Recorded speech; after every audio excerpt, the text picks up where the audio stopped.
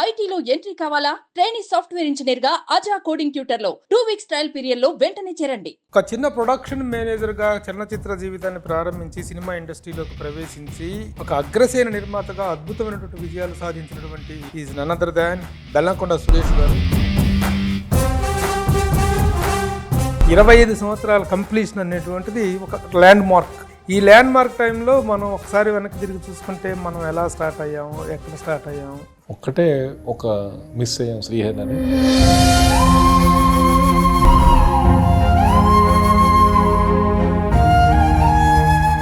మనం పొద్దున్నే లేచి స్నానం చేసి ఎక్కడికి వెళ్ళాలన్నా అంటే దాసకుంట గారి దగ్గరికి వెళ్ళాలి.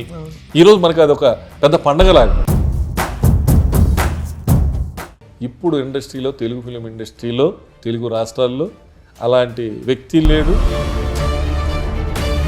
ఒక సెలబ్రిటీ గొడవలు పడితే ఎంజాయ్ చేస్తున్నాం. అయితే మీరు ఇండస్ట్రీలో గతంలో మొన్న కూడా ఇంటర్వ్యూలో ఎవరు మీ గాడ్ ఫాదర్ ఇండస్ట్రీలో అంటే మోహన్ బాబు గారి పేరు. అవును, ఖచ్చితంగా మోహన్ బాబు. కానీ ఈ రోజున మోహన్ బాబు గారి ఇంట్లో జరుగుతున్నటువంటి ఈ పరిణామాలు ఆయనకి చెప్పే స్థాయి మంది కాదు, కూర్చోబెట్టి ఆయనే పెద్ద. బెల్లంకొండ సురేష్ అగ్ర నిర్మాత అనేటువంటి దానికి నందమూరి ఎన్టీఆర్ తర్వాత ఎన్టీఆర్ గారు దారి తీసిన పరిస్థితులు ఏంటంటే ఏం చెప్తారు? కృష్ణవంశీ గారి సినిమా ఆయనే నక్షత్రం అని తీశాడు. మరి పూరి జగన్నాథ్ గారు, వివి వినాయక్, ఇను వైట్ల అద్భుతమైన విజయాలు ఇచ్చినటువంటి వాళ్ళు. సీనియర్ ప్రొడ్యూసర్ మీ అనాలిసిస్. రైటర్ డైరెక్టర్ వాళ్ళు. అందుకని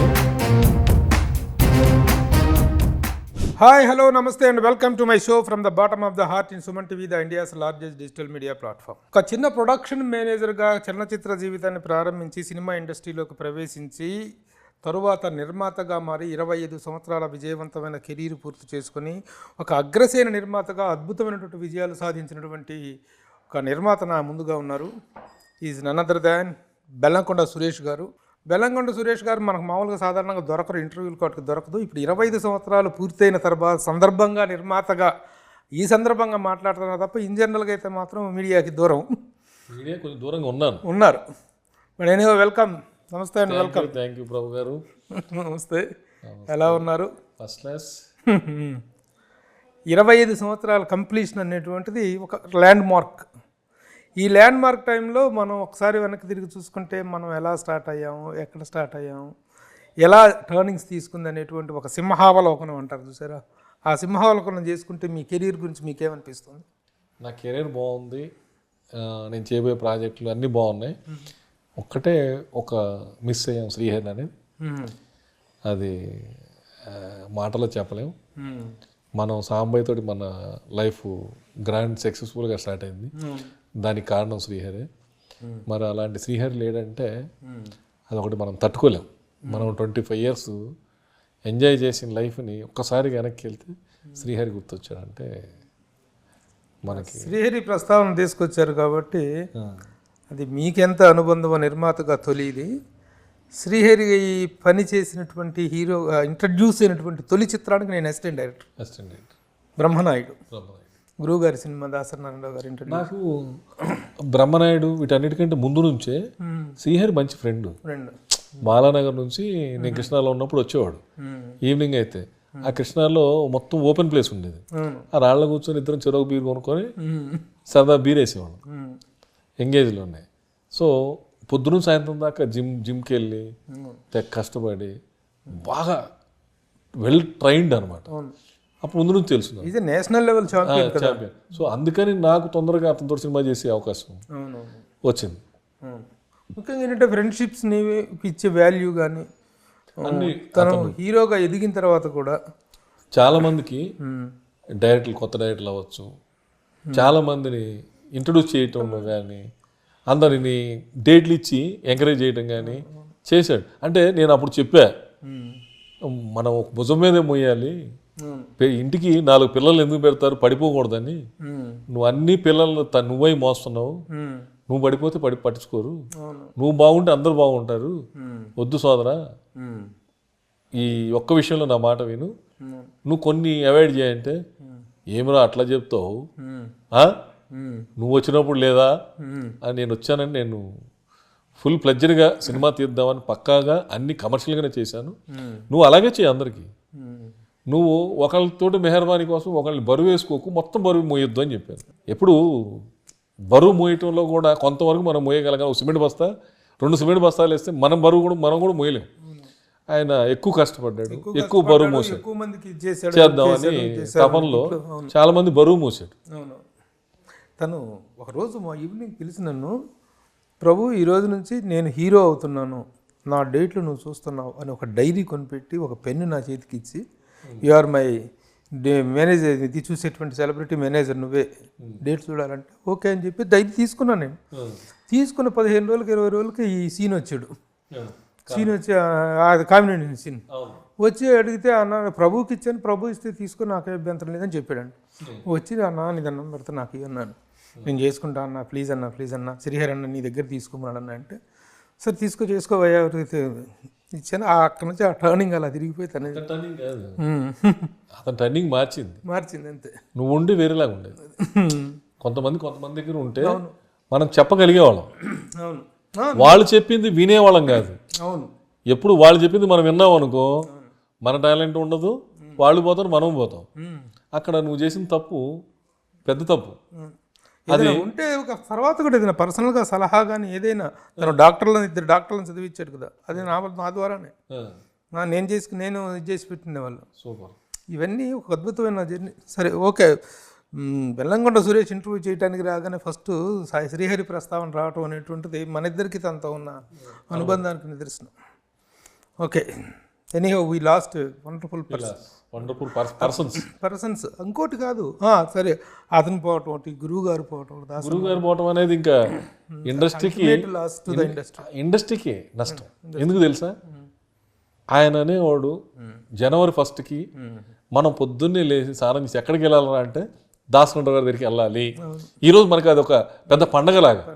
May 4th కానీ జనవరి 1st కానీ ఈ సంవత్సరం అంతా బాగుండాలంటే దాసకంఠ దగ్గరికి వెళ్ళాలి.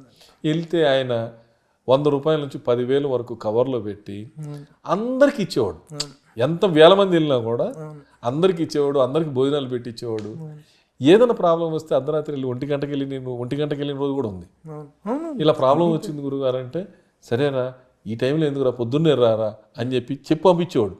పడుకున్నాడు దాసనారాయణరావు గారు, లేవరండి వెళ్ళిపోమని చెప్పే ధైర్యం ఎవరికి ఉండేది కాదు. ఎవరెళ్ళినా చిన్న పెద్ద ఎవరెళ్ళినా ఆయన 1 గంటకని లేచేవాడు, 2 గంటలు లేచేవాడు. సమాధానం చెప్పి మనకి ధైర్యాన్ని ఇచ్చి పంపించేవాడు. మనకు కావాల్సిన టైంలో ధైర్యమే. ఆ ధైర్యాన్ని ఇచ్చేవాడు. 4th వెళ్తే పండగ వాతావరణం ఉండేది. ఇప్పుడు ఇండస్ట్రీలో, తెలుగు ఫిలిం ఇండస్ట్రీలో, తెలుగు రాష్ట్రాల్లో అలాంటి వ్యక్తి లేడు. అలాగా చెప్తే పెద్ద దిక్కు లేదు, టోటల్గా పెద్ద దిక్కు లేకుండా అయిపోయింది ఇండస్ట్రీకి. You don't believe. ఒకసారి చెప్తాను నేను, ఒక చిన్న ఉదాహరణ వచ్చింది కాబట్టి. ఒకరోజు రాత్రి 11 గంటలప్పుడు ఒక కుర్రోడు నాకు ఫోన్ చేసి, సార్ మేము కాశ్మీర్ షూటింగ్కి వెళ్ళిపోతే అక్కడ ప్రొడక్షన్ కుర్రోడు చచ్చిపోయాడు సార్, అక్కడ ఆ డెడ్ బాడీ తెచ్చుకోవడానికి కూడా లేదండి, ఇక్కడ ఎవరు పర్మిషన్ ఇవ్వట్లేదు, మిలిటరీ వాళ్ళు అలౌ చేయట్లేదు సార్ అంటే, నేను ఈయన దగ్గరికి వెళ్ళి, గురుగారు ఇదంతా సార్ సిచ్యువేషన్ అంటే, రాత్రి 12 గంటలప్పుడు సుష్మా స్వరాజ్ గారికి ఫోన్ చేశాడు. నైట్ 12 o'clock ఫోన్ చేస్తే ఆయన పిఏ మాట్లాడి, మేడం గారు ఇప్పుడు పడుకున్నారండి, వీ విల్ టేక్ కేర్ అని చెప్తే మార్నింగ్ కల్లా డెడ్ బాడీ తీసుకొస్తాడు. అదే ఎనీథింగ్ పాసిబుల్ ఉండేది, ఎనీథింగ్. ఆయన అలాంటి వాళ్ళు ఎవరు లేరని ఫీల్ అవుతున్నారు ఈరోజు కూడా. ఇంతకుముందు హీరోల దగ్గరికి జనవరి 1st వస్తే ఉగాది రోజు అందరం వెళ్ళి వాళ్ళు డేట్లు ఇస్తారు, డైరెక్టర్లు హీరోలు అని కాదు, ఓ మంచి వాతావరణం కోసం. ఎందుకు, వాళ్ళు పలానా దగ్గర షూటింగ్ జరుగుతుందంటే మనం వెళ్ళేవాళ్ళం. ఎంత పెద్ద హీరో అయినా వెళ్తే పిలిచి కూర్చోబెట్టి కాఫీ టీ ఇచ్చి, ఏంటంటే ఇలా కథ ఉందండి, ఓ డైరెక్టర్ ఉన్నాడంటే డేట్లు ఇస్తే ఇచ్చేవాళ్ళు, లేకపోతే స్మూత్గా లేదన్నా కమిట్మెంట్స్ ఉన్నాయని పంపించేసేవాళ్ళు. కనీసం కలవగలిగేవాళ్ళం. ఇప్పుడు కలిసే కల్చర్ లేదు అసలు. నీకు జనవరి 1st కాదు ఉగాది రోజు కూడా ఎవరిని ఇండస్ట్రీలో కలిసే పొజిషన్ లేదు.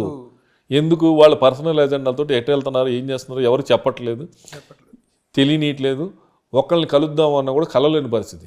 ఎందుకు మనం వాళ్ళకి మనం వెళ్ళి కలవటం వల్ల వాళ్ళకి నష్టం జరుగుద్దని ఫీల్ అవుతున్నారు, లేకపోతే లాభం లేదని ఫీల్ అవుతున్నారు.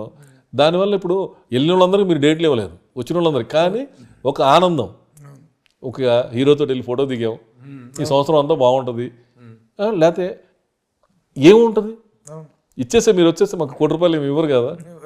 కానీ ఆ కలిసే ఆనందం ఎవరు చేతనైంది 1వ తారీఖు వెళ్తే ఎంత కలకల్లాడుతుండేది దాసనాథ్ దగ్గరికి.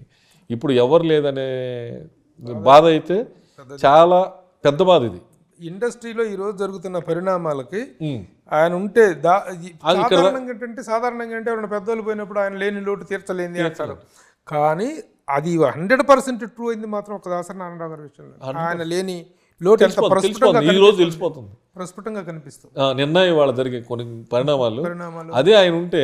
అవును, ఇప్పుడు అయినా ఇండస్ట్రీలో ఎవరన్నా తెలిసిన వాళ్ళు ఫ్రెండ్స్ నీకు కోపం ఉండొచ్చు, పగ ఉండొచ్చు, ఏది ఉండొచ్చు, ఇది తప్పు రైట్ అని ఒక మనిషిని పిలిచి ఇలా కాదు మనం బజార్ను పడకూడదు, రోడ్డు మీద పడకూడదు అని చెప్పి చేద్దామని లేదు, ఎంజాయ్ చేస్తున్నారు. అంటే ఒక సెలబ్రిటీ గొడవలు పడితే ఎంజాయ్ చేస్తున్నాం. అదే ఇలాంటి అందరి ఇళ్ళలో ఉంటాయి, మ్యాక్సిమం చాలా ఇళ్లలో ఉంటాయి ఆస్తులు కూడా. మనం టీవీలో చూస్తున్నాం. వాళ్ళు సెలబ్రిటీ కాదు, వాళ్ళ దగ్గరికి వెళ్తే ఏం జరగదు. ఇప్పుడు మీరు ప్రస్తావించిన హీరోగా మిమ్మల్ని నిర్మాతగా ఇంట్రడ్యూస్ అయింది శ్రీహరి గారి సినిమా ద్వారా. అయితే మీరు ఇండస్ట్రీలో గతంలో మొన్న కూడా ఇంటర్వ్యూలో ఎవరు మీ గాడ్ ఫాదర్ ఇండస్ట్రీలో అంటే మోహన్ బాబు గారి పేరు. ఖచ్చితంగా మోహన్ బాబు గారు. కానీ ఈ రోజున మోహన్ బాబు గారి ఇంట్లో జరుగుతున్నటువంటి ఈ పరిణామాలు ఇవన్నీ ఆయనతో అత్యంత సన్నిహితంగా ఆయన గాడ్ ఫాదర్గా భావించే మీకు ఎలా అనిపిస్తున్నాయి? ఇప్పుడు ఆయనకి చెప్పే స్థాయి మంది కాదు, మనం వినే స్థాయి. అలాంటి పెద్ద ఆయన కొంచెం కోపం, ఇప్పుడైనా కోపం అవన్నీ తగ్గించుకొని, ఎవరు మీ పిల్లలే కదా, బయట వాళ్ళు కాదు, కూర్చోబెట్టి ఆయనే పెద్దరికం చేయాల్సిన టైంలో నేను లాస్ట్ జనవరి 1కి ఆయన దగ్గరికి వెళ్ళి ఇండస్ట్రీలో ఆయన లేని లోటు కనపడుతుందని, ఎవరు ఆ రేంజ్లో లేరని, లేదురా ఇప్పటి నుంచి మనం చేద్దామని అని ఆవేశంగా చెప్పారు. చెప్పి నాకు కవర్లు ఇచ్చారు, నాకు మల్లిడి సత్యనారాయణ కవర్లు ఇచ్చారు, అన్నీ చేశారు. కానీ నువ్వు చెప్పే పొజిషన్లో ఉండి చెప్పించుకునే పొజిషన్కి రాకూడదని నాకు కోరిక. ఆయన చెప్పాలి, 10 మందికి చెప్పాలి, వాళ్ళకున్న ఎక్స్పీరియన్సు ఇవన్నీ. మళ్ళీ మనం ఇంత వయసు వచ్చినాక ఇంత వచ్చినా కూడా మనం ఆవేశపడకుండా, పిల్లలు ఎవరి పిల్లలు, మీ పిల్లలు, మా గురుగారి పిల్లలు, కూర్చోబెట్టి అలా కాదురా, ఇలా కాదు, ఇలా చేద్దాం, అలా చేద్దాం అంటే ఎవరు కాదంటారు? అదొక్కటి అన్ఫార్చునేట్గా చిన్న ఎవరో పక్కన ఉన్నోళ్ళు రెచ్చగొట్టడం వల్ల, ఎవరో బయట వాళ్ళు అడ్వాంటేజ్ తీసుకొని మిమ్మల్ని రెచ్చగొడతారు. తర్వాత మీరు అంతా కలిసి ఉండాల్సిన కుటుంబమే, ఇడిపోయేది కాదు. ఇది రక్త సంబంధం. నీ సొంత కొడుకులు, సొంత కూతురు, మీ పిల్లలు, వీళ్ళు కలిసి ఉండాల్సిందే. ఎవరు బయట వాళ్ళు వచ్చి ఇప్పుడు ఏమి పుల్లలు పెట్టి ఏం చేయడగొట్టినా లైఫ్ లాంగ్ కలిసిన వాళ్ళు మీరే. అది ఒక్కటి కొంచెం బాధగా ఉంది. చెప్పాల్సిన పొజిషన్లో ఉండి చెప్పే వ్యక్తి లేకపోవడం, ఆవేశం కట్టలు తెచ్చుకోవడం. ఇక మీ కెరీర్ పరంగా వస్తే 1999లో సాంబాయి చిత్రంతో కెరీర్ స్టార్ట్ అయ్యి సాంబాయి తర్వాత మళ్ళీ ఎమ్మటే 3 సినిమాలు, మా అన్నయ్య, రా, వైజయంతి 3 సినిమాలు స్టార్ట్ చేసాం ఒకటే రోజు పార్ట్నర్స్ తోటి. 3 సినిమాలు సక్సెస్ఫుల్గా. కెరీర్ ఊపందుకుంది అంటే ఆదితోటి ఎమ్మటే చెన్నకేశ్వరరెడ్డి, లక్ష్మీ నరసింహ, ఆటోగ్రాఫ్, మళ్ళీ తొండ గ్యాప్ వచ్చిన మళ్ళీ Shivaji biggest rate, highest opening, మళ్ళీ ఇండస్ట్రీ రికార్డ్. అప్పటిదాకా అంత రెవెన్యూ కానీ అది కానీ క్రియేట్ చేసిన వాళ్ళు. మీ ఫస్ట్ రీమేక్ సినిమా అంటే రీమేక్లకి కూడా వెల్లంకొండ సురేష్ ప్రసిద్ధి ఆ రోజుల్లో. రీమేక్స్ని ఏంటి ఒక డాషింగ్ ఇదిలో వెళ్ళిపోయి రీమేక్లు కొనేసి ఈ సక్సెస్ఫుల్ సినిమాలుగా ఇచ్చినటువంటి ఇది ఉంది. ఫస్ట్ లక్ష్మీ నరసింహ, మా అన్నయ్య, తర్వాత లక్ష్మీ నరసింహ, తర్వాత కళ్యాణ్ రాముడు వేణుతోటి, మన ఆటోగ్రాఫ్, శంభో శివశంభో, వెంకటేష్ బాబుతో 2 సినిమాలు, బాడీగార్డు, నాగవల్లి, స్ట్రైట్ సినిమాలు చేస్తూనే ఉన్నా. రైడు, కందిరీగా, ఒక సైడ్ స్ట్రైట్ సినిమా. అంటే నేను చెప్పేది అటు రీమేక్లు, ఇటు స్ట్రైట్ సినిమాలు, బస్ స్టాప్, మళ్ళీ అటు డబ్బింగ్ సినిమాలు, కాంచన, గంగా, గ్యాంబ్లర్, అజిత్ది, సూర్యాది బ్రదర్స్, కార్తీది శకుని, గజరాజు తమిళ్లో హిట్ అయిన సినిమా. అట్లా అటు డబ్బింగ్, రీమేక్, స్ట్రైట్ సినిమాలు. 2015 May 1 రిలీజ్ అయింది గంగా. అప్పుడు ఆపేసా. Exact 9 years. అగైన్ 9 years తర్వాత మళ్ళీ స్టార్ట్ చేస్తున్నా. ఎందుకు ఇప్పుడు ఇప్పుడు చెప్పిన ఈ సినిమా లిస్టులో అన్ని టాప్ సినిమాలు అతి కెరీర్ స్టార్ట్ చేసిన అతి కొద్ది రోజుల సమయంలోనే అగ్ర నిర్మాత అనేటువంటి క్రెడిట్ సంపాదించారు మీరు. అవును. ఒక అద్భుతమైనటువంటి సినిమాలు వీటిల్లో the best of Bellamkonda Suresh నాకు గర్వంగా నేను చెప్పుకునే సినిమా అంటే ఏం చెప్తారు? నేను గర్వంగా చెప్పుకునేది కాదు, నన్ను గర్వంగా చెప్పుకునే సినిమా ఆటోగ్రాఫ్. ఎందుకంటే చాలా మంది ఆ సినిమా చూసి బెల్లంకొండ తీసాడా అంటే మనం తీసే సినిమాలకి దానికి టోటల్ డిఫరెంట్. చాలా సార్లు నేను యూఎస్లో వెళ్ళినప్పుడు ఆ సినిమా మంచి సినిమా సార్, సూపర్ సినిమా అనేవాళ్ళు. నాది అనుకునేవాళ్ళు కాదు. సార్ ఆ సినిమాకి నిర్మాతనే నేనండి అంటే, సార్ మీరు తీసారా ఆటోగ్రాఫ్ అని మళ్ళీ వాళ్ళు చెక్ చేసేవాళ్ళు. సార్ మీరే సార్, మీ పేరే ఉంది అంటే, నేను తీసింది నా పేరు లేకుండా వేరే వాళ్ళ పేరు ఉండదు. సార్ అంత మంచి సినిమా తీశారు కదా సార్ అంటే, అవును కానీ అది నాకు లాస్ వచ్చింది. అది స్వీట్ మెమరీస్ కాదు, నాకు బ్యాడ్ మెమరీస్ అయింది. ఆడియన్స్కి స్వీట్ మెమరీస్, అది నాకు బ్యాడ్ మెమరీస్. నిజంగా చెప్పాలని చాలా నష్టం వచ్చింది ఆ సినిమా అప్పట్లోనే. అంటే నేను ఇండస్ట్రీలో ఏంటి నిజంగా సినిమా చూస్తుంటే ఎక్కడ బోర్ కానీ ఒక ఇది కానీ ఒక ఇది ఏమంటే ఒక ఫ్లోలో వెళ్తుంటుంది, ఒక ఫీల్ గుడ్ ఫిల్మ్. ఒక నిర్మాతగా అనలైజ్ చేసుకుంటే మీకు ఏం కారణం కనిపించింది అంటే నా ఆటోగ్రాఫ్? పర్చూరి బ్రదర్స్ ఒక విషయం చెప్పారు, అది థియేటర్లో ప్రూవ్ అయింది. ఆయన సినిమా రిలీజ్ కాకముందు ఫస్ట్ కాపీ చూసి డైరెక్ట్గా నన్ను కూర్చోబెట్టి, సినిమా చాలా బాగా వచ్చింది, ఇంటర్వెల్ దాకా మలయాళంలో మాట్లాడుతుంది హీరోయిన్, అది మనకు అర్థం కాదు. తమిళ వాళ్ళకి మలయాళం 2 లాంగ్వేజ్లు దగ్గర ఉంటాయి, మనకు అర్థం కాదు. మనం ఒక కార్డు వేసేద్దాం, భాష అర్థం కాదు కాబట్టి మనం ఇట్లా ఒక తెలుగులోనే ఆ డైలాగులు బ్యాక్గ్రౌండ్లో చెప్పిస్తున్నాం అని చెప్పేసి ఒక కార్డు వేసి మనం తెలుగులో స్కోర్ చేద్దామని చెప్పారు. డైరెక్టర్ గారు ఒప్పుకోలేదు. గోపాల్ రెడ్డి గారు లేదండి, లవ్లీనెస్ పోద్ది, స్వీట్నెస్ పోద్ది అని చెప్పి ఒప్పుకోలేదు. రిలీజ్ రోజు థియేటర్కి వెళ్ళాం, హౌస్ఫుల్, మెయిన్ థియేటర్ కళకళలాడిపోతుంది, కౌరవుడు. వెళ్ళి థియేటర్కి వెళ్ళి సినిమాలో కూర్చున్నాం. ఇంటర్వెల్కి ముందు ఒక డైలాగ్ వస్తుంది, ఆ అమ్మాయి ఒక డైలాగ్ చెప్పేసి వెళ్ళిపోద్ది టకటకటకమని. సునీల్ వస్తాడు, ఏమైందిరా అంటాడు. ఏమైందిరా, ఆ అమ్మాయి ఏదో చెప్పింది, ఐ లవ్ యూ అని చెప్పిందా, చెప్పు తీసుకొని కొడతానందా, ప్రేమించానందా, ప్రేమించలేదందా, పిచ్చేసారైందా, ఏమందో నాకు అర్థం కాలేదురా అంటే. ఆడియన్స్ నుంచి జనాలు అరుపు చేశారు, మాకు అర్థం కాలేదురా బాబు అని. అంటే మాకు అర్థమైపోయింది, తప్పు చేస్తాం, ఫెయిల్ అయిపోయింది. ఇది ఒక చిన్న ఎక్స్క్యూజ్ డైలాగ్ చెప్పించి నాకు తెలుగు వచ్చు, నాకు కూడా తెలుగు బ్రహ్మాండంగా మాట్లాడగలను, నేను చిన్నప్పుడు చెప్పినా అట్లా చెప్తే ఫ్లాప్ అయిపోతుంది. అది టోటల్గా ఆ లవ్లీనెస్సే ఆ భాష రాకపోవడం. కానీ ఆ భాషను మన ఆడియన్కి అర్థమవుతాడు చెప్పాలి, హీరోకి అర్థం కావక్కర్లా, కానీ ఆడియన్కి చెప్పేయాలి. ఇప్పుడు మనం చేస్తున్నాం కదా సినిమాలు, చాలా సినిమాల్లో ఆడు తెలుగే మాట్లాడుతుంటాడు, అది వేరు. ఈ కథలో అది మాట్లాడకూడదు, మాట్లాడింది వెనక నుంచి రావాలి, బ్యాక్గ్రౌండ్ నుంచి. ఆ అమ్మాయిని తెలుగులో ట్రాన్స్లేషన్ లాగా ఆడియన్కి అర్థం అవ్వాలి, హీరోకి అర్థం కాదు. అలా చేసి ఉంటే మంచి కంటెంట్, ఫీల్ గుడ్ కంటెంట్ అక్కడ మిస్ఫైర్ అయింది. సరే అయినా సరే, ఫెయిల్ అయినా సరే అదే మా బెస్ట్ అంటారు మీరు? డెఫినెట్గా మంచి సినిమా, నో డౌట్. సినిమా విషయంలో మనం చేసిన సినిమాలు మంచి సినిమాలైనా అదొక మెమోరీస్, మంచి సినిమా. ఆ రోజుల్లో ఒక క్యాలెండర్ ఇయర్లో వెల్లంకొండ సురేష్ 10 కోట్లు 12 కోట్లు సంపాదించాడు అని. 14 కోట్లు 2002లో 14 కోట్లు సంపాదించాడు. అదే 6 కోట్లు చెన్నకేశ్వరికి, 14 కోట్లు సంపాదించాడు. అదే ఇయర్లో ఒక పెద్ద అగ్ర నిర్మాత 12 కోట్లు పోగొట్టుకున్నాడు అనేటువంటిది, వెల్లంకొండ సురేష్ లాంటి ఒక కొత్త నిర్మాత 14 కోట్లు సంపాదించినటువంటి ఇండస్ట్రీ టాక్ ఆ రోజుల్లో. అది ఎలా అనిపించింది అసలు? అది అంత డాషింగ్గా వెళ్ళగలటం ఎలా సాధ్యపడింది మీకు? డాషింగ్ వెళ్ళా, నమ్మాను ఆది కథని. మనం ఇండస్ట్రీలో ఉండాలంటే మనం ఏదో ఒకటి క్రియేట్ చేసుకొని ఉండాల్సిందే. మనం అప్పుడు పెద్ద డైరెక్టర్ దగ్గరికి వెళ్ళి మాకు సినిమా చేయండి అంటే అప్పుడు చేసేవాళ్ళు, టైం ఇచ్చేవాళ్ళు, మాట్లాడేవాళ్ళు, చేసేవాళ్ళు, చేయకపోయేదో లేదా వాళ్ళ కమిట్మెంట్స్ ఉండేవి. మనం క్రియేట్ చేసి ఒక కొత్త డైరెక్టర్ని ఇంట్రొడ్యూస్ చేయగలిగాం. అంటే కొత్త డైరెక్టర్ అంటే నాకు, నేను సాగర్తో సినిమా తీద్దాం అనుకున్నాను అసలు. అమ్మదొంగ తర్వాత సాగర్కి అడ్వాన్స్ ఇచ్చి సినిమా చేద్దాం. అతను అలా అలా అలా నాంచి రోజు తిరుగుతూ ఉండేవాళ్ళం. అప్పుడు నాకు పరిచయం వినయ్ కానీ, సీను వైట్లు కానీ, రవికుమార్, ఈ బ్యాచ్ అంతా అక్కడ నాకు పరిచయం. సో వినయ్ తర్వాత రామశంకరుడు అనే సినిమాకి కో డైరెక్టర్ ప్లస్ ఆల్మోస్ట్ చాలా వరకు ఆయన డైరెక్ట్ చేశాడు. అవన్నీ మనం దగ్గర ఉండి లైవ్లో చూసాం కాబట్టి మనం కొత్త వాళ్ళు ఇంట్రడ్యూస్ చేస్తే మనకు లైఫ్ ఉంటుంది అని అనుకున్నాం. అప్పుడు అప్కమింగ్ ఎన్టీఆర్ దొరకటం, వినయ్ తోటి మన సినిమా చేయటం, అది బ్లాక్ బాస్ హిట్ అవటం. ఫ్లాప్ అయితే ఎవరు ఉండేవాళ్ళం కాదేమో, ఇండస్ట్రీలో ఉండేవాళ్ళం కాదేమో. ఎందుకంటే అప్పుడు మార్కెట్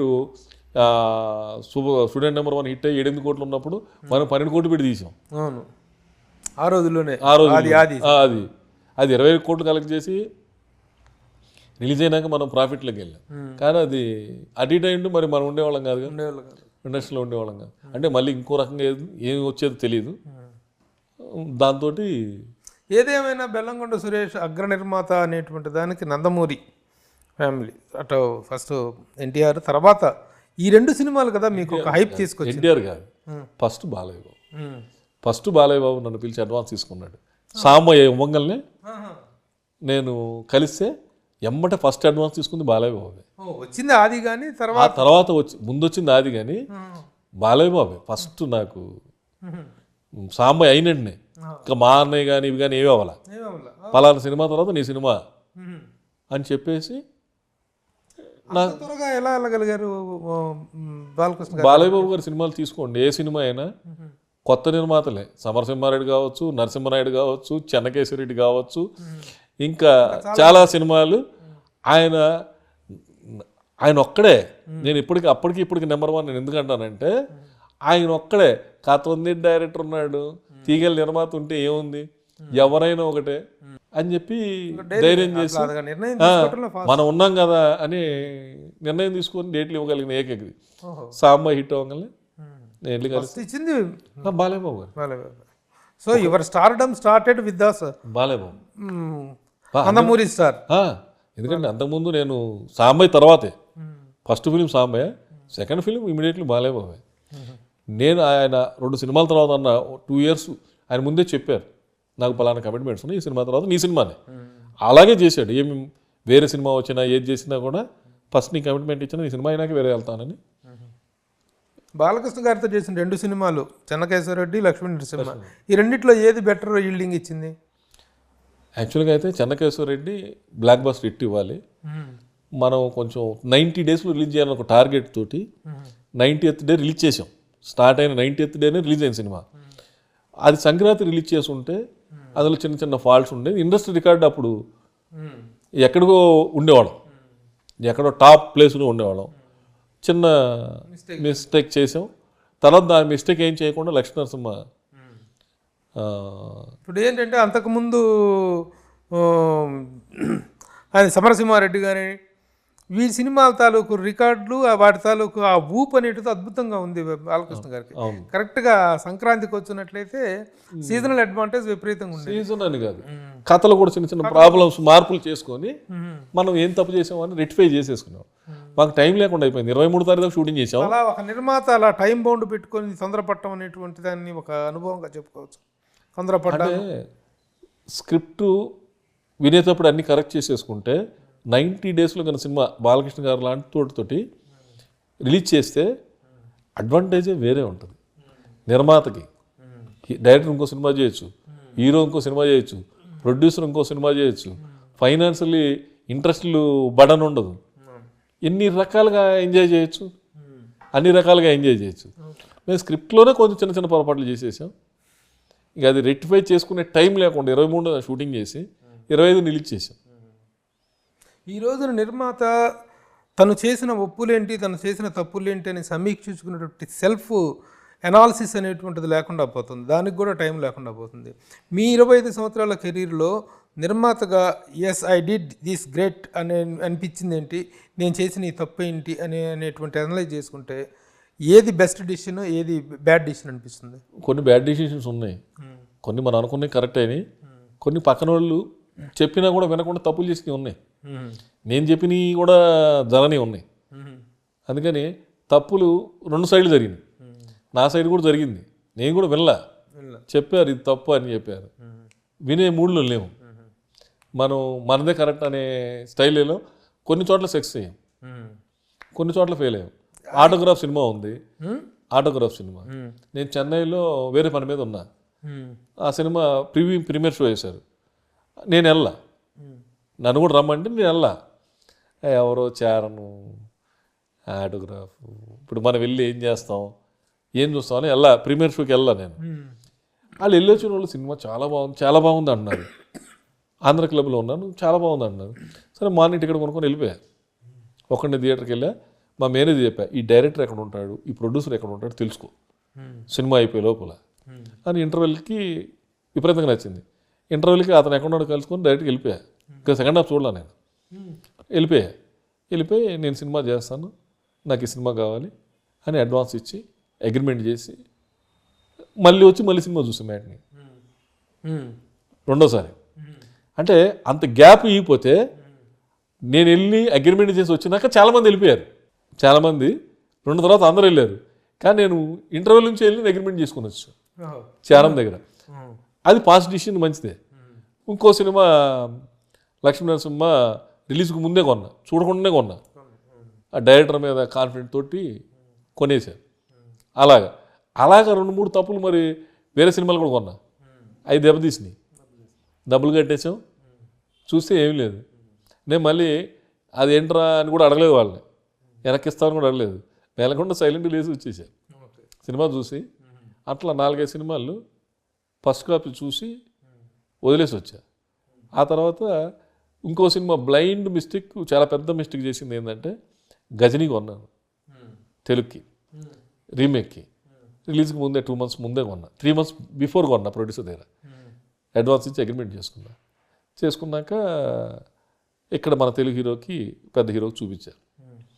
చూపిస్తే అమ్మా నేను చేయలేను, అన్ని బాడీ మీద టాటూస్ అవన్నీ నేను వేసుకొని చేయలేనని చెప్పాడు. ఇంకో హీరో చుట్టూ తిరిగావు 10 రోజులు, కుదరలేదు. ఇంకో ప్రొడ్యూసర్ని మన ఇద్దరం కలిసి పార్ట్నర్షిప్లో చేద్దాం, మీరు సినిమా చూడండి అని సినిమా చూపించారు. గజనీ సినిమా చూపిస్తే అబ్బాయి బాగాలేదు అన్నాడు. అతని టైం బాగాలేదో, నా టైం బాగాలేదు అన్నాడు. అట్లా ఎక్కడికక్కడక్కడ 2 నెలలు అట్లా గడిచిపోయింది, కానీ ఎవరు యాక్సెప్ట్ చేయలే. తర్వాత ప్రొడ్యూసర్ నుంచి ఫోన్ వచ్చింది, తిరుపతి ప్రసాద్ దగ్గర నుంచి ఫోన్ వచ్చింది. ఇట్లా నీకు అభ్యంతరం లేదంటే మేము ఆ సినిమా కొనుక్కుంటున్నాం, నీ డబ్బులు నీకు రిటర్న్ ఇచ్చేస్తాం. ఓకే ఫైన్, మనం చేయట్లేదు అని డబ్బింగ్ అనే ఆలోచన లేదు నాకు. థాట్ రాలా డబ్బింగ్ అనే థాట్ రాలా. మనం ఎంతసేపు రీమేక్ అనుకున్నాం కదా, డబ్బులు అడ్వాన్స్ తీసుకున్నాం. అది చాలా పెద్ద తప్పు అయింది. ఎందుకంటే మనం హిందీ చేసేవాళ్ళం కాదు అనుకోండి, మనం చేసిన రైట్స్, మనం రీమేక్ రైట్స్ తీసుకున్న తర్వాత డబ్బింగ్ రిలీజ్ చేయడానికి వాళ్ళకి లేదా ఛాన్స్? డబ్బింగ్ అండ్ రీమేక్ 2 కొన్నాను, 2 వెనక్కి ఇచ్చాను కదా డబ్బులు తీసుకొని. 2 వెనక్కి డబ్బులు 30 lakhs మిస్టేక్. కొన్నా, రిలీజ్కి ముందే కొన్నాను, అన్నీ నచ్చే కొన్నా. బిగ్గెస్ట్ మిస్టేక్ అది. తర్వాత కో సినిమా తెలుగు రంగం అని రిలీజ్ పెద్ద బ్లాక్ బస్టర్ హిట్ అయింది. రంగం బ్లాక్ బస్టర్ సినిమా మీడియేటర్ పిలిస్తే వెళ్ళా. నేను అప్పుడు చెన్నై మార్నింగ్ వెళ్ళి ఈవినింగ్ వచ్చేవాడిని. ఒకవేళ సినిమా నచ్చితే కొనడానికి ఒకరోజు ఉండేవాడిని, కానీ లేకపోతే పని లేకపోతే అమ్మట వచ్చేవాడిని. కొనడానికి వెళ్ళా, డీడీలు కూడా పట్టుకెళ్ళా. 70 లక్షలు డీడీలు పట్టుకొని వెళ్ళా. 70 లక్షలు చెప్పారు, 70 లక్షలు డీడీలు పట్టుకొని వెళ్ళా. వాడు నన్ను ఆఫీస్కి కాకుండా హోటల్కి పిలిపించాడు. హోటల్ కనిపించి చికెన్ తిన్నాక వాడేదో అంటా, నేనేదో అన్నా, హ్యాచీ అని చెప్పేసి వచ్చి ఫ్లైట్ ఎక్కి వచ్చేసా. వాడు నన్ను ఆఫీస్కి పిలుచుంటే డిస్కషన్లో సినిమా కొనేసేవాడు. ఆ ప్రొడ్యూసర్ వచ్చి హోటల్ తీసుకెళ్ళి హోటల్లో మాట్లాడాడు. అక్కడ ఏదో ఆ వాతావరణం ఏదో అక్కడ సెట్ అవ్వాల, రాంగ్ ఐడెంటిటీ అయింది. వదిలేసి వచ్చా. అది 2 సినిమాలు పెద్ద తప్పు. ఆ 2 సినిమాలు చేస్తే వేరే రాగా ఉండేది, ఇంకో రకంగా ఉండేది. ఇంకొక 50 సినిమాలు తీసే కెపాసిటీ వచ్చేది. ఆ రోజుల్లో బెల్లంకొండ సురేష్ చాలా దూకుడుగా ఉన్నాడని, రీమేక్ సినిమాలకు విపరీతంగా ప్రైస్ పెట్టి ఇండస్ట్రీని చెడగొట్టాడు, రీమేక్లకు విపరీతంగా తీసుకొచ్చాడు, ఫస్ట్ ఖర్చు వేసేసి చెడగొట్టాడు అనేటువంటి ఒక అపనింద లేకపోతే ఒక రకమైనటువంటి ఇది ఉంది. దాని మీద మీ అభిప్రాయం ఏంటి? ఆ రిమార్క్ మీద చెడగొట్టారా మీరు నిజంగానే? చెడగొట్టడం ఏముండదు, నాకు కావాలి వాళ్ళు చెప్పేవాళ్ళు. ఆడింత ఇస్తాడు, ఇంత, నీకు ఎంత కావాలి చెప్పు, నీ రేట్ నువ్వు చెప్పు, నేను కాదంటే కదా. మొన్న సినిమాకి వెళ్ళాను రీసెంట్లీ, లాస్ట్ 2 years బ్యాక్, మానాడు. వెళ్ళి టెలివిజన్ కూర్చున్నాం. నన్ను తీసుకెళ్ళి అతను ప్రొడ్యూసరు నేను ముగ్గురం కూర్చున్నాం. నేను యాక్చువల్ చెన్నైలో ఉన్నా. నాకు బాగా నచ్చిన సినిమా మానాడు సినిమా, సింబల్ 2 years బ్యాక్ మానాడు, సూపర్గా నచ్చింది. దాన్ని ఆ రోజు చెన్నైలో ఉన్నా, చూసా. తెలుగు రిలీజ్ కాలే, తెలుగు యాక్చువల్ ఆ రోజు రిలీజ్ అవ్వాల్సింది, ఆగిపోయింది. తెలుగులో మానాడే. మానాడు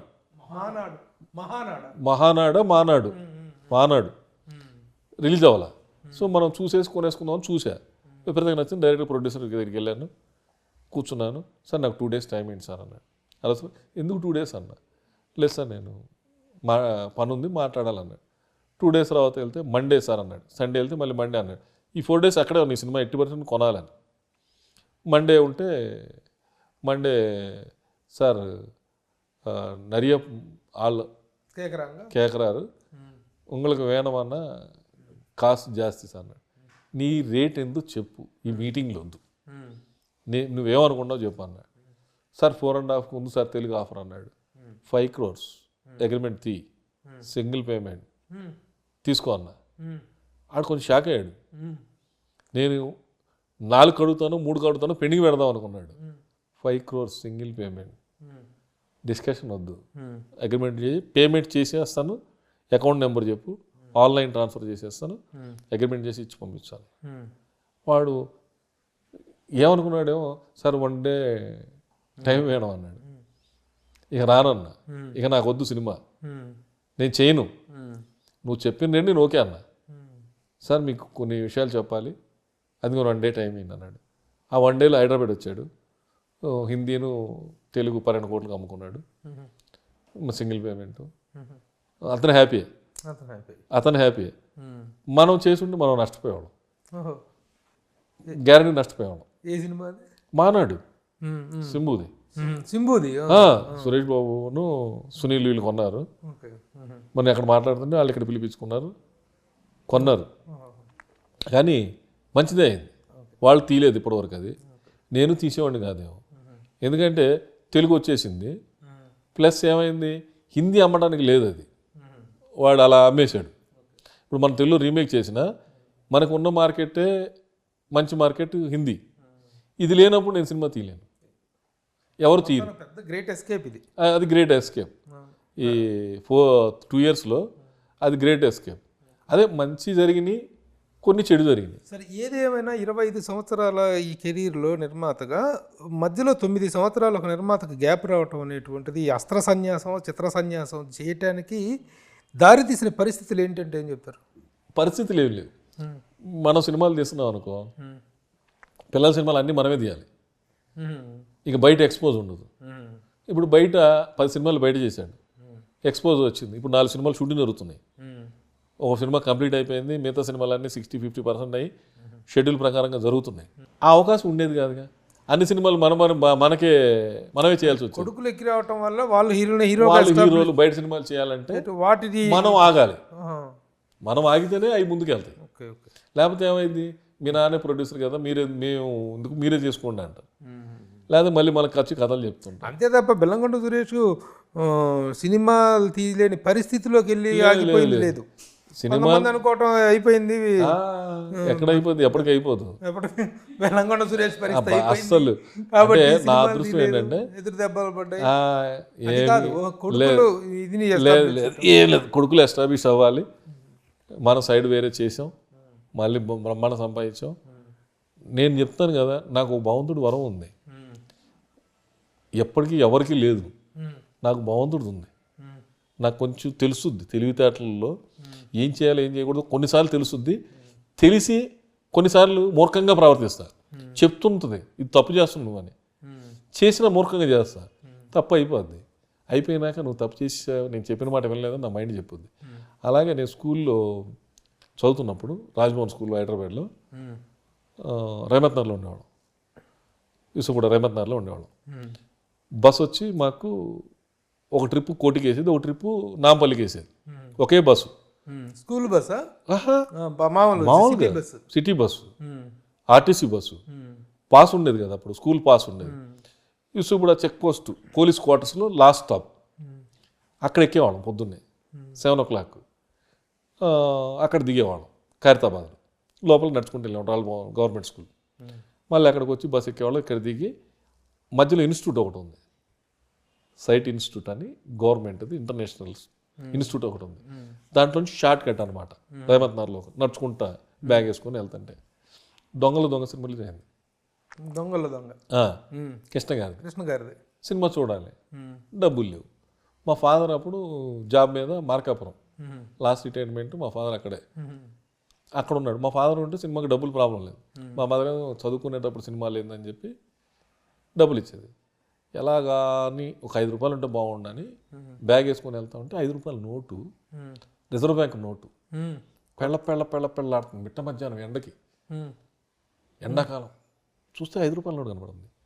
ఇదేంట్రా బాబు, మనం 5 రూపాయలు చాలంటే 5 రూపాయలు కనపడింది అని చెప్పి తీసి జేబులో పెట్టుకుని అటు ఇటు చూసేసి మెల్లగా ఆ కంచెలో నుంచి అవతలకు వచ్చి మెల్లగా నోటు చూసుకుందామని చూస్తే ఇలా తీసుకుంటే నోట్లు వస్తున్నాయి. 10 నోట్లు అవి, 50 రూపాయలు. 1 year వరకు మనకి అసలు ఎవరిని అడిగే పని లేదు. అప్పుడు 5 రూపాయలు బస్ పాసు, లకిడికాపుల్లో మీరా థియేటర్ ఉండేది. వారం సినిమా థియేటర్ చేంజ్ అవుతూ ఉండేది. మనకి ఇక్కడ ఎక్కామనుకో బస్సు ఖైరతాబాద్ దాకా పాసే, అక్కడ దిగి నడిచి వెళ్ళేవాడిని. డబ్బులు ఖర్చు పెట్టేవాడిని కాదు.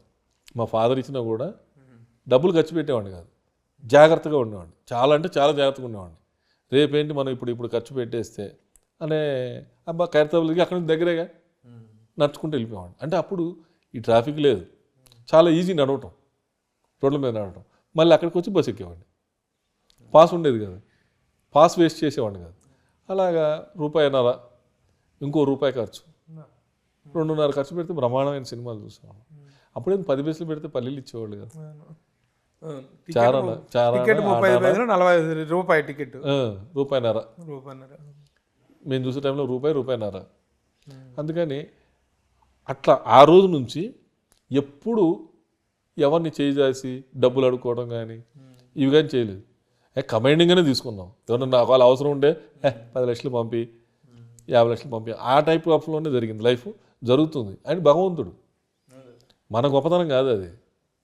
మనం మనం మనం మనం పుట్టిన టైంలో వీడికి ఇలా జరగాలి అని ఉంది, జరుగుతుంది. యాక్చువల్గా ప్రొడక్షన్ డిపార్ట్మెంట్లో ఈరోజు కొన్ని వందల మంది మేనేజర్లు ఉన్నారు. అందరూ ప్రొడ్యూసర్లు కాలేపారు, చాలా కొద్ది మంది ప్రొడక్షన్లో వచ్చి నిర్మాతలుగా సక్సెస్ అయ్యారు. అలాంటి వాళ్ళలో ప్రముఖుడిగా వెల్లకొండ సురేష్కి ఈ రోజున తెలుగు ఫిల్మ్ ఇండస్ట్రీలో ఒక అద్భుతమైనటువంటి, నా గురుగారు కూడా కాలేదు, ఇప్పుడు నాకు వర్క్ నేర్పించిన వాళ్ళు కూడా కాలేదు, వాళ్ళు కూడా చాలా మంది ఉన్నారు, చాలా మంది కలుస్తారు ఇప్పుడు కూడా, హ్యాపీగా ఉన్నారు ఎవరికి వాళ్ళే.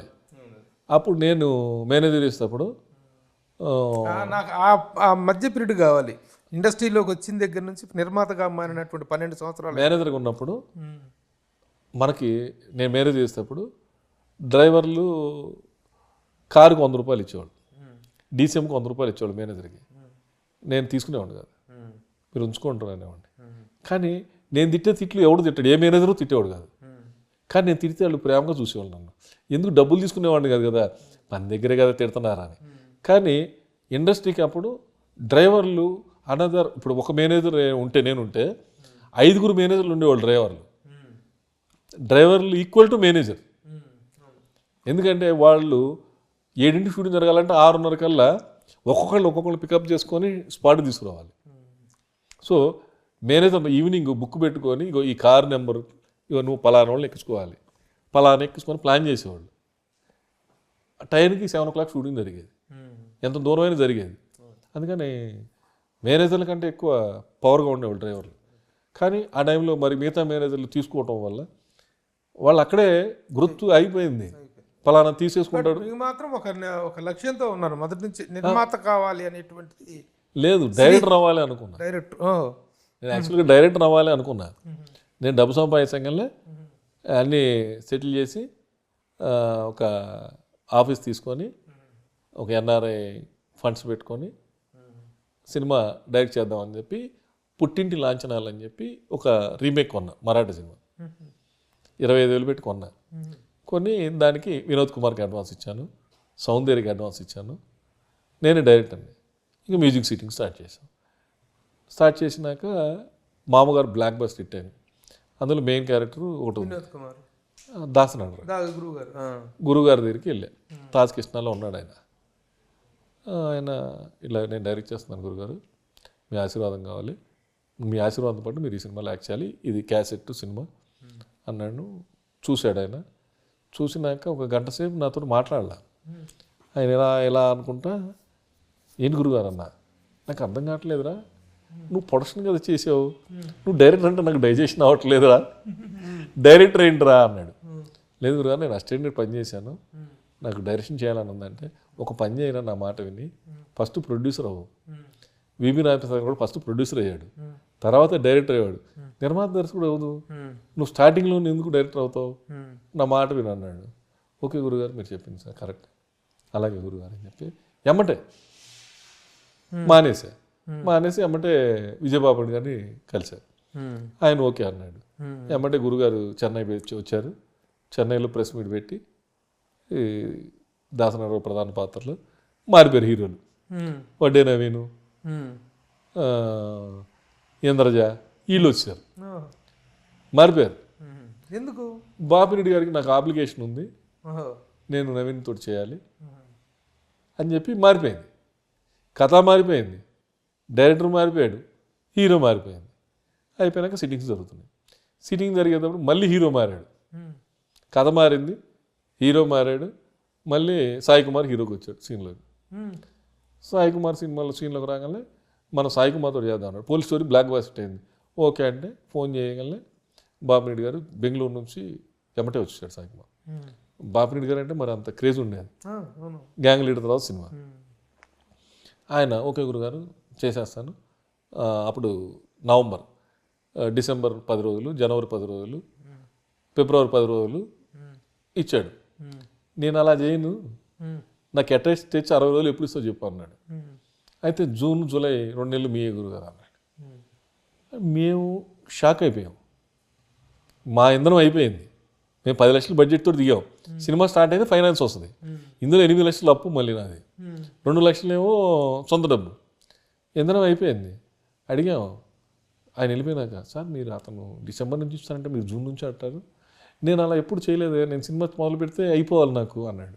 కరెక్ట్ సార్ మేము అయిపోయాం, మా దగ్గర డబ్బు లేదు, మేము సినిమా చేయలేమండి అంటే ఒక పని చేయండి నేనే చేసుకుంటాను, మీరు నెక్స్ట్ మంత్ డిసెంబర్ 10th కట్టవచ్చు, మీరు డబ్బు తీసుకెళ్ళిపోండి నవంబర్. సరే అని వెళ్ళాం. వెళ్తే ఆయన తీసుకుని అడ్వాన్స్ 1,00,000 వెనక్కి ఇచ్చాడు. ఇదేంటి సార్ మీరు 1,00,000 అడ్వాన్స్ ఇస్తున్నారు వెనక్కి, మాకు 10 లక్షలు ఖర్చు అయింది కదా. అవునా కరెక్టే, కానీ ఇప్పుడు నేను ఇప్పుడు అవన్నీ వాడలేదు కదా, దాసరి గారు కానీ ఇంద్రజ కానీ వీళ్ళందరూ ఎవరు లేరుగా, మీరు అవన్నీ చూసుకోండి. సార్ మీ ఆఫీస్లోనే మేము ఖర్చు పెట్టాం సార్ 6 నెలలు, ఎవ్రీ మంత్ 1,00,000 స్టాఫ్కి వీళ్ళందరికీ అయిందంటే అవన్నీ ఖర్చు పెట్టినా ఎవరు ఇస్తారా, ఇప్పుడు నేను ఖర్చు చేయట్లేదు కదా, కథ మారిపోయింది కదా అన్నాడు. ఏమీ అనలేము, ఆయన లోపలికి వెళ్ళిపోయాడు, చెప్పేసాడు వెళ్ళిపోయాడు. ఇక మన 1,00,000 పట్టుకొని హైదరాబాద్ వచ్చి తీసుకున్న వాళ్ళకి ఇవ్వలేము, వాళ్ళ సైడ్ నుంచి ప్రెజర్. అలా సో ఆ విధంగా దర్శకుడు కావాల్సిన వాడి నిర్మాతగా మారి నిర్మాతగా తొలి సినిమాకి ఇన్ని అవరోధాలు వచ్చి తర్వాత మళ్ళీ సాంబాయి నుంచి మళ్ళీ సామాన్య. మరి ఆ డైరెక్టర్ కావాలనేటువంటి అంబిషన్ అయితే ఉందా ప్రస్తుతం? కంటిన్యూ ఇప్పుడు లేదు, ఇప్పుడు లేదా? ఇప్పుడు లేదు. ఇప్పుడు ఇంత అనుభవం వచ్చిన తర్వాత డైరెక్షన్ చేయడం ఇంకా ఈజీగా కష్టం. కష్టమా? అనుభవం లేనప్పుడు చాలా ఈజీ. డైరెక్షన్ అంటే చాలా ఈజీ అని అనుకుంటాం. అమ్మో అది ఇప్పుడు మనం తలుచుకుంటేనే వెనక దిగిపోయే షాటు, ముందు దిగిపోయే షాటు, నెక్స్ట్ ఈ సీన్ ఎక్కడొస్తుంది, కంటిన్యూటీస్ అని గుర్తుపెట్టుకునేవాడే డైరెక్టర్. అది వెల్ టాలెంటెడ్ అయితే కానీ డైరెక్ట్ చేయలేం. డైరెక్ట్ చేయాలంటే చాలా కష్టమైన పని, అది ఈజీ అనుకున్నాను. నేను ఒక విషయం ప్రస్తావిస్తాను. బాలకృష్ణ గారి విషయంలో జరిగినటువంటి ఇదంతా మనకు అందరికీ తెలిసిందే, దాని గురించి ఇప్పుడు నేను అవదలుచుకోవట్లేదు. కానీ వెంటనే చాలా కొద్ది రోజుల తర్వాత మళ్ళీ బాలకృష్ణ గారితో మీ రిలేషన్స్ స్ట్రెయిన్స్ అన్నీ పోయిన తర్వాత మీతో సినిమా చేయటానికి కానీ ఇప్పుడు మీ ప్రజెంట్ రిలేషన్ కానీ ఎలా ఉంది? ఆయన యాక్సెప్ట్ చేశారు మళ్ళీ తర్వాత మళ్ళీ? ఇప్పుడు కూడా నేను ఎప్పుడన్నా ఫోన్ చేసి బాబు అంటే ఏమ్మా అంటాడు, ఏం బెల్లం అంటారు నన్ను, వెంకటేష్ బాబు కానీ బాలబాబు అని, ఏం బెల్లం ఎలా ఉన్నావు అంటారు, ఏం బెల్లం అంటారు, ఏం బాబు సినిమా అంటే మంచి కాదు అంటే మన సినిమాలో మన బ్యాన్ మంచి సినిమా చేయాలి అంటాడు. అంతవరకు హ్యాపీ అందరితోటి. మళ్ళీ ఆ కాంబినేషన్ ట్రాక్ ఎక్కే అవకాశం ఉందా?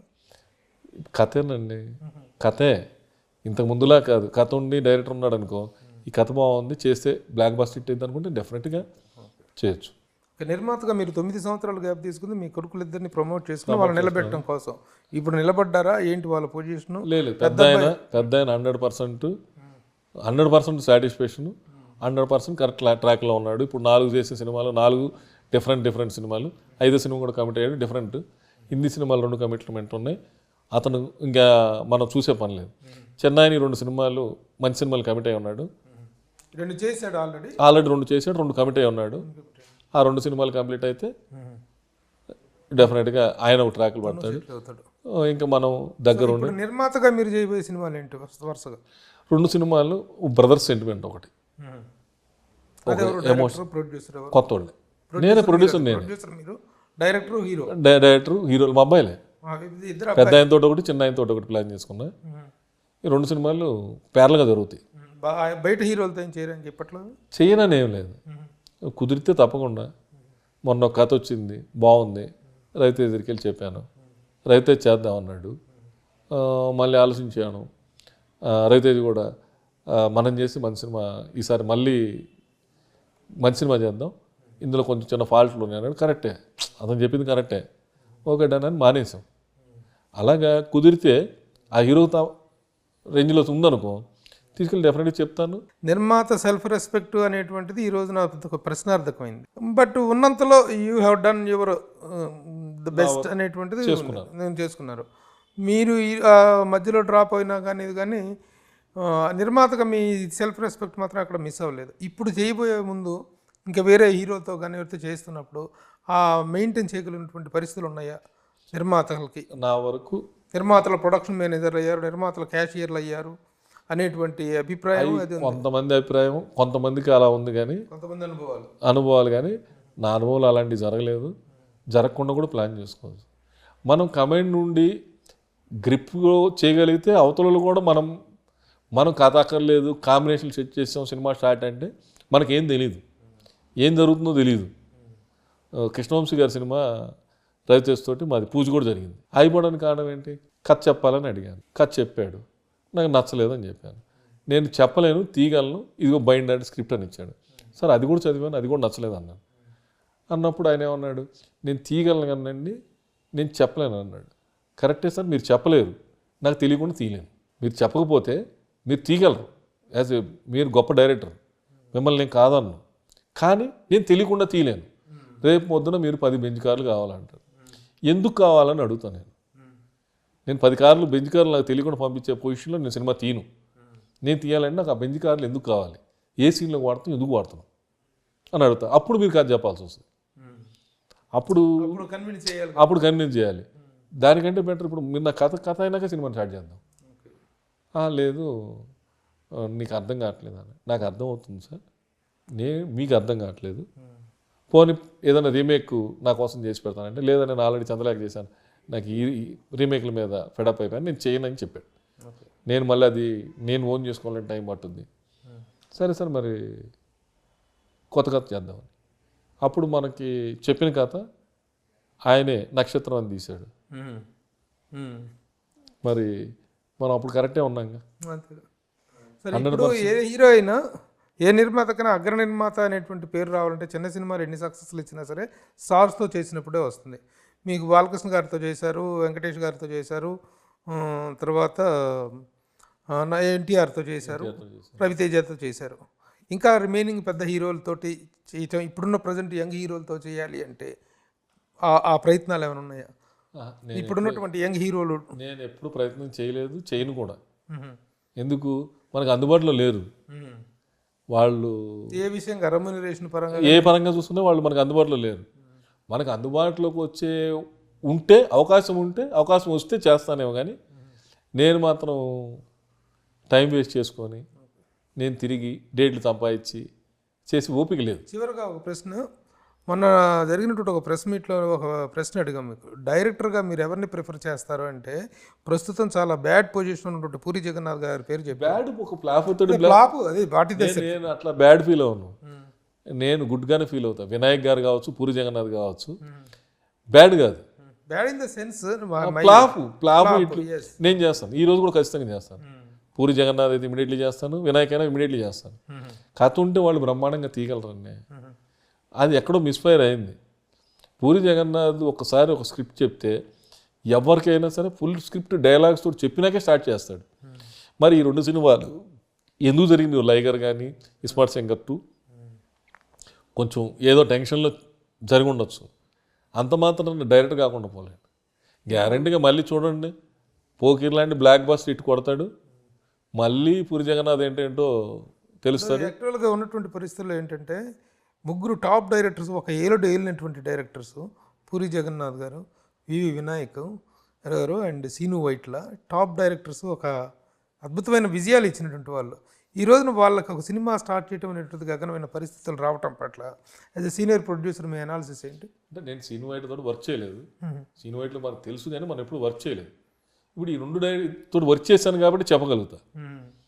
పూరి జగన్నాథ్ పూర్వవైభవం వచ్చే అవకాశం ఉందా? ఖచ్చితంగా.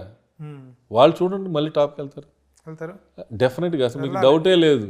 ఎందుకంటే ఇద్దరు కూడా చాలా గుడ్ నేమ్ ఉన్నది. ఇద్దరు గుడ్ నేమ్ ఉంది, ఇద్దరు ఓన్ స్క్రిప్ట్ రాయగలరు డైరెక్టర్, రైటర్ డైరెక్టర్లు వాళ్ళు. అందుకని వాళ్ళకి తెలుసు ఎక్కడో మిస్టేక్ అయినంత మాత్రాన వెనక్కిపడిపోయే పరిస్థితి లేదు. 2 ఫ్లాపుల తర్వాత మళ్ళీ ఇస్మార్ట్ శంకర్ తోటి లేటెస్ట్ ట్రెండ్ తోటి బ్లాక్ బస్టర్ ఇచ్చాడు కదా, మిస్ఫైర్ అయింది, నెక్స్ట్ కొడతాడు.